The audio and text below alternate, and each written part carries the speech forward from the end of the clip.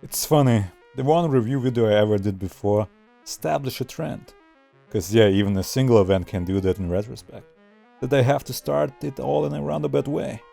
Meander in my thoughts, or lack of them. Nah, the latter is rarely a problem. So it's ironic in a way that I had the feeling of, heh, and now this America, in a book by a well-read literary professor who is nearly 2 decades over my age. Yet I felt like a child next to someone about 2 years my junior. Thus, to start, I will give the highest praise. There are things that went over my head. Things that made me realize how limited my exposure to America beyond the cultural imperialism of its metropolis and their TV show is. Like a grey alien that seems more familiar than learning about that one real tribe with yellow eyes. To get to the point, I, in my bipolar self-love/hate, as any good narcissist, of course kinda understood the use of French in it. The themes of alienation and cultural exchange, mixing and blending back in unexpected ways. But in others, it leaves a lot of stuff to dig into, to actually try to learn something beyond the usual parapolitical conspiracy comfort food, which may even be the point of the show itself in some ways. Because beyond the paradoxically low-stakes cartoon wackiness, the background of the aimlessness of our new 2000 seems to be fitting. The time frame shows in either being a genius or prophetic, with the same problems repeating. Well, seemingly in America at least. I can scrape by parasiting off the offshoring thing happening here, but enough about me. I'll make it about the evil eye more times than one can blink in a day.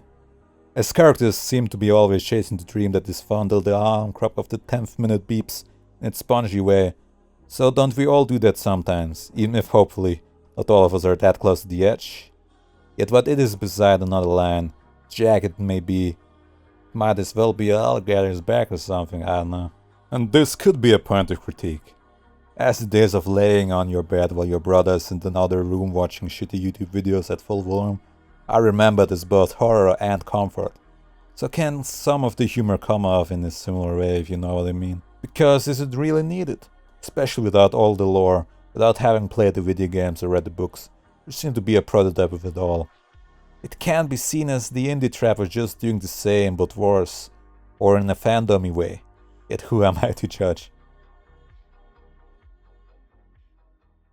The show is as unique as its creator.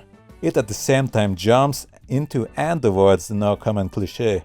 The Miyazaki critique of loser nerd geek freak inside kettle calling the pot blacks. Even if the creator in some way is influenced by the fandom culture, they think even the generation just viewed before wasn't. He also seems to have a life experience and accomplishments that dwarf many that like to throw these stones in their palaces of funhouse mirrors. Because even if one could say that it is just a ripoff of those MTV shows that they haven't seen, and self-admittedly was inspired by one I did, it isn't just a repetition or cargo-cult voyage to doom. It is clear not only that the struggles of aimlessness and being an overachiever that feels always as if they are not enough is something personal, something reflected on all the projects and talents and semi-obscure topics and even critiques of the orthodoxy of the gods of Tumblr. Yet while not rejecting them in the same Magog tribes way, you know how it is on the net. Nearly every paragraph until now showed some contradiction, as its way to get it over with and continue the stream of consciousness. Yet only in a dialectical way one can build a bridge to cross it. Just look at China. So does the tension of somebody both admiring, yet feeling guilty at the hate they feel at someone they know they shouldn't see as a lesser, or understand one, yet can. There is a horror, even if this meta thing is old as the sun itself, of thinking how it must suck to be the scribbler of any show, of your catharsis being only a little treat once in a while, with having to go into the conveyor belt of mass-produced rants by overgrown fans protesting your torture again. Yet it seems to be relatable, even if you don't all see a SpongeBob that seems to win all the time, to make it all morbid. Yet we all soak it in. And so does the comic relief, probably getting in a roundabout way the most focus, with surprisingly many of the lol random phrases actually landing. I think precisely because there is a certain flavor to them. Maybe that the modesty and prudence comes from a unique place, not out of an internet-sheltered Protestantism or an Tumblr totalitarianism, but something else, not even really something in between, you know. Yet this is what makes the show indie in a real way. How many people will either do a digital circus or a Space King? Yet only in a lack of money there is perspectives that are actually marginal. But gets back to the point. I think there really is one, even if sadly the creator does not see it all the time himself. Yet he seems, at least subconsciously, to realize that we are all silly cartoons in the end, just creations for a story. Maybe a next book will change the arc, with depressive phrases just being set as for stories of the week. The fight for recognition, that the review that has this weirdly stalkerish and overfamiliar tone release is suicidal, still is a row we all try to knot together. Maybe not. And solely or not. Ah, fuck, that's how I should have titled it. Wait, I can all get this together. Maybe this was all planned, as those awkward YouTuber collabs that till this day go like, well, Xbox Gamer 3. Because I always have to tie this back to the only thing that gets me the minimum amount of views. In a way, like Cellular was looking inside America from an outsider, but was yet sucked into it through culture and all the expansionist vultures. So the show in a way is the opposite. Kinda in this world but not of this world way, if you get it. It is American, but from the America that actually is strange to those that are merely Americanized. Those showing novel ways, a cartooniness that is lacking, a wackness that is only half-grown inducing, and originality that actually seems to be deserving of something. Unlike that soulless, that don't want to be a magical girl unfinished pilot, like, for real, that isn't even an original idea, jeez, please.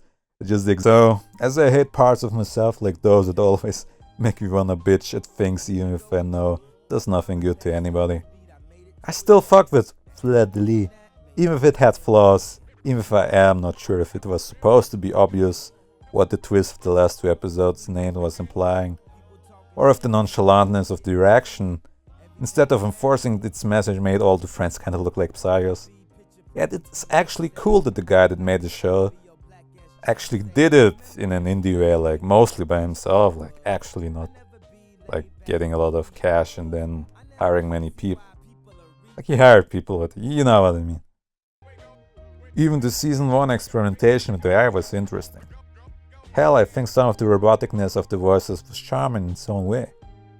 As where even, if seen before, jokes about He-Man inspired imaginary friends, layered references on South Park moments. I don't know, it is inspiring, even I may say condescending again, like I did in the first review.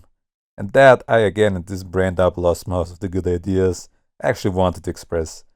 So yeah, I don't know, watch it. Just make a free account on this weird site. This string way too hard to be hip and cancelled in time. The whole show is 70 minutes. And yeah, I might get to the game someday, but I gotta move on with my life too. Even if the phone center has me stuck in it in the opposite way.